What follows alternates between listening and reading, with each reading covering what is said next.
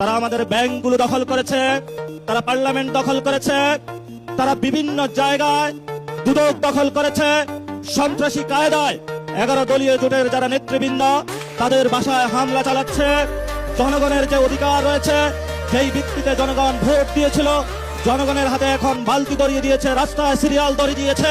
মাননীয় প্রধানমন্ত্রী তার চিরচারিত অভ্যাস সব ওপেনের ভাই বোনেদেরকে নিয়ে এসেছে, কাউকে দুদকে বসিয়েছে, কাউকে বাংলাদেশ ব্যাংকে বসিয়েছে, কাউকে বিচারালয়ে বসিয়েছে, কাউকে হলো পুলিশ প্রশাসনে বসিয়েছে, কাউকে হলো পার্লামেন্টে নিজে মুখ বন্ধ করে তাকে হলো তার গ্রিন কার্ড দিয়ে বলেছে তুমি যা ইচ্ছা বাংলাদেশের মানুষের সাথে গাদ্দারি করতে পারো, তোমাকে আমি গ্রিন কার্ড দিয়ে দিলাম।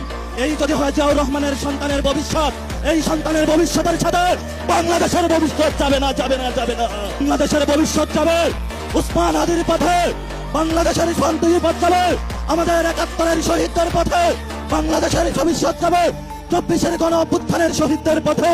যদি এই পথে বাধা হয়ে দাঁড়ায় আমরা তাদেরকে প্রতিরোধ করতে প্রস্তুত আছে ইনশাআল্লাহ।